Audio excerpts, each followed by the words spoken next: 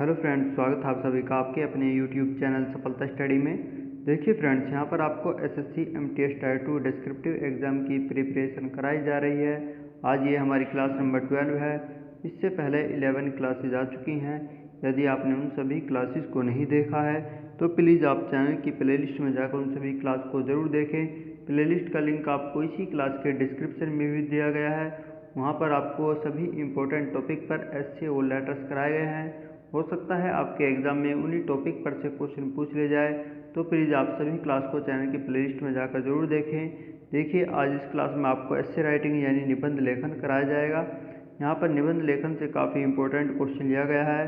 इस क्वेश्चन में कहा गया है कि आधारभूत संरचना का विकास भारतीय अर्थव्यवस्था की रीढ़ है। काफ़ी इम्पोर्टेंट यह क्वेश्चन है। देखिए, आपके एग्ज़ाम में 2 क्वेश्चन पूछे जाएंगे। एक क्वेश्चन आपका लेटर राइटिंग से पूछा जाएगा और एक क्वेश्चन आपका एस्से राइटिंग से पूछा जाएगा, और दोनों करने अनिवार्य होंगे। तो आपको दोनों की तैयारी करनी है, तो आप चैनल पर सभी क्लासेस ज़रूर देखें। चलिए अब आगे चलते हैं। देखिए, आप हमारे चैनल पर फर्स्ट टाइम आए हैं तो प्लीज़ चैनल को सब्सक्राइब जरूर कर लें और इस क्लास को लाइक कर दें। देखिए, आपके एग्ज़ाम में आपको जो आंसर कॉपी मिलती है, तो आंसर कॉपी पर सबसे पहले आपको प्रश्न संख्या लिखनी होगी। आपकी जो भी प्रश्न संख्या होगी, प्रश्न संख्या 1 या फिर प्रश्न संख्या 2, आप यहाँ पर लिखेंगे। इसके पश्चात आप एक लाइन का स्पेस छोड़ेंगे। आप ऐसे लिखना स्टार्ट करेंगे तो सबसे पहले आपको हेडिंग लिखनी होगी। जो आप क्वेश्चन दिया गया है उसे एक हेडिंग के रूप में लिखेंगे। जैसे कि यहाँ पर लिखा गया है कि आधारभूत संरचना का विकास भारतीय अर्थव्यवस्था की रीढ़ है। इस प्रकार से आप हेडिंग लिख देंगे। इसके पश्चात एक लाइन का स्पेस छोड़ेंगे। फिर एस्से का फर्स्ट पार्ट होता है प्रस्तावना यानी इंट्रोडक्शन, आपको वह लिखनी है। तो उसमें आप लिखेंगे, किसी भी देश की अर्थव्यवस्था काफ़ी हद तक उस देश की आधारभूत संरचना पर निर्भर करती है। फुल स्टॉप लगाएंगे। आपकी कोई भी लाइन जहाँ पर कंप्लीट होगी तो आपको फुल स्टॉप लगाना होगा। इसमें आगे आप लिखेंगे कि आधारभूत संरचना में अच्छी सड़कें, कोमा लगा कर लिखेंगे, ऊर्जा, परिवहन, संचार, बैंकिंग, इंटरनेट कनेक्टिविटी, वित्त तथा बीमा आदि की सुविधाओं को शामिल किया जाता है। इसमें शिक्षा, स्वास्थ्य तथा स्वच्छता जैसे सामाजिक पहलुओं को भी शामिल किया जाता है। भारत में इन सुविधाओं के बिना आर्थिक विकास की कल्पना करना असंभव है।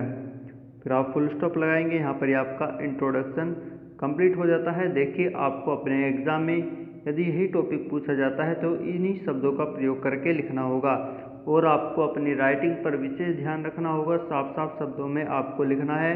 आपको देखिए, कटिंग बिल्कुल भी नहीं करनी है। यदि आप कहीं पर कोई भी शब्द गलत लिखा जाता है तो उसमें एक सिंपल बीच में एक लाइन हल्की सी खींचेंगे, फिर आगे सही शब्द लिखेंगे। बिल्कुल कटिंग ना करें, केवल हल्की सी बीच में लाइन खींचनी है। चलिए अब आगे चलते हैं। इंट्रोडक्शन देखिए कंप्लीट होने के पश्चात आपको मेन बॉडी लिखनी होगी एस्से की, जिसे आप 2 या 3 अनुच्छेद में लिख सकते हैं। यहाँ पर आपकी प्रस्तावना कंप्लीट होगी। उसी के पश्चात आपको नेक्स्ट लाइन में आगे थोड़ा सा स्पेस छोड़कर ही लिखना होगा। आपको यहाँ पर लाइन छोड़ने की आवश्यकता नहीं है, केवल पैराग्राफ चेंज करने के लिए आप नेक्स्ट लाइन में थोड़ा सा स्पेस ही छोड़ें। इसमें आप लिखेंगे कि भारतीय अर्थव्यवस्था पर कृषि, विनिर्माण तथा सेवा क्षेत्रों का प्रभुत्व है। कृषि के लिए हमें अच्छी उपज प्राप्त करने हेतु सिंचाई की अच्छी सुविधाओं तथा स्थायी विद्युत उपलब्धता की आवश्यकता पड़ती है। उपज होने के बाद शेष भारत में भेजने के लिए अच्छी सड़कें चाहिए तथा भंडारण के लिए गोदामों की आवश्यकता होती है। फिर आप फुल स्टॉप लगाएंगे। यहाँ पर आपका मेन बॉडी का फर्स्ट अनुच्छेद कंप्लीट हो जाता है। फिर इसके पश्चात आपको नेक्स्ट अनुच्छेद लिखना होगा मेन बॉडी का। तो यहाँ पर आपको लाइन छोड़ने की आवश्यकता नहीं है, केवल आप पैराग्राफ चेंज करने के लिए नेक्स्ट लाइन में आगे थोड़ा सा स्पेस छोड़कर ही लिखें। तो देखिए, सेकंड अनुच्छेद में आप लिखेंगे कि इसी प्रकार से विनिर्माण क्षेत्र में प्रक्रिया शुरू करने के लिए भी पर्याप्त जगह, भवन तथा मशीनों की आवश्यकता पड़ती है। वस्तुओं के कुशल उत्पादन के लिए नई मशीनें आवश्यक हैं। सेवा क्षेत्र में हमें परिवहन तथा आवासीय सुविधाओं की आवश्यकता पड़ती है ताकि मानव संसाधन रह सके तथा कंपनियों तक आसानी से पहुंच सके। फुल स्टॉप लगाएंगे। यहाँ पर आपका सेकंड अनुच्छेद कंप्लीट हो गया है। देखिए, हमारे चैनल पर काफ़ी क्लासेस कराए गए हैं प्रीवियस एग्जाम में। एसएससी एमटीएस के लिए, सीजीएल के लिए और सीएचएसएल के लिए भी कराए गए हैं। तो आप उन सभी क्लासेस को भी देख लें, क्योंकि वहाँ पर भी इम्पोर्टेंट टॉपिक ही कराए गए हैं। तो आप उन सभी क्लास को जरूर देखें। हो सकता है उनमें से भी आपके एग्ज़ाम में क्वेश्चन पूछ ले जाए, तो आप सभी क्लास को देख लें। काफ़ी क्लासेज हैं वहाँ पर।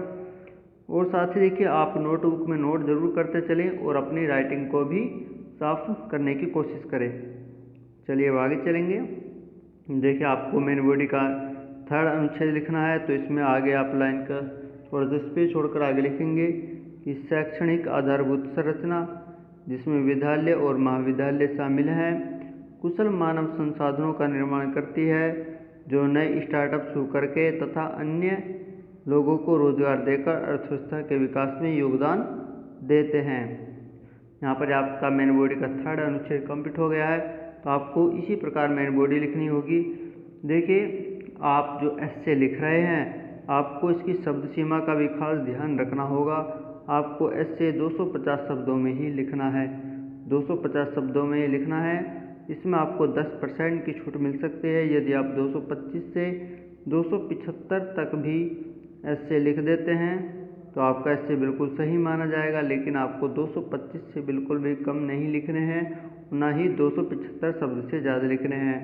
तो आप कोशिश करें कि आपका एस्से बिल्कुल 250 शब्दों के आसपास ही रहे। चलिए अब आगे चलते हैं। देखिए फिर इसके पश्चात आपको मेन बॉडी लिखने के पश्चात एस्से का लास्ट पार्ट होता है निष्कर्ष यानी कंक्लूजन, आपको वह लिखना होगा। तो आपकी मेन बॉडी जहाँ पर कंप्लीट होती है, उसी के डायरेक्ट नीचे वाली लाइन में आगे थोड़ा सा स्पेस छोड़कर आप लास्ट पार्ट लिखेंगे।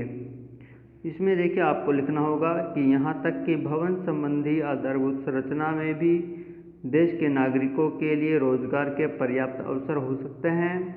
बिजली घर, कॉमा लगा कर लिखें आगे, रेलवे, बांध, हवाई अड्डे, विश्वविद्यालय, दूरसंचार तथा अच्छी शहरी आधारभूत संरचनाएं वे सुविधाएं हैं जिनके कंधों पर भारतीय अर्थव्यवस्था टिकी हुई है तथा विकास कर रही है तथा जिसके बिना अर्थव्यवस्था ढह जाएगी। तो आप फुल स्टॉप लगा दें। यहाँ पर आपका एस्से का लास्ट पार्ट होता है निष्कर्ष, वह यहाँ पर कंप्लीट हो चुका है। तो आपको अपने एग्ज़ाम में इसी प्रकार से ही एस्से लिखना होगा। वो सभी शब्दों को साफ साफ अक्षरों में लिखना है, क्योंकि राइटिंग काफ़ी मायने रखती है। तो आपको अपनी राइटिंग में सुधार करना होगा। ये आप अभी से कर लें। आपका एग्ज़ाम 6 नवंबर को होने वाला है, तो आप 6 नवंबर से पहले अपनी सभी तैयारी करके रखें, अपनी राइटिंग में भी सुधार कर लें और जो क्लासेज आपको कराई जा रही हैं इन्हें भी याद कर लें। तो देखिए यह क्लास आपकी कंप्लीट हो चुकी है। तो क्लास कैसी लगी प्लीज़ कमेंट करके ज़रूर बताएं। आपके जो भी डाउट्स या फिर क्वेश्चन हैं तो आप कमेंट बॉक्स में पूछ सकते हैं, जिनका रिप्लाई आपको शीघ्र ही किया जाएगा। तो चलिए नेक्स्ट क्लास में फिर मिलते हैं। Thank you.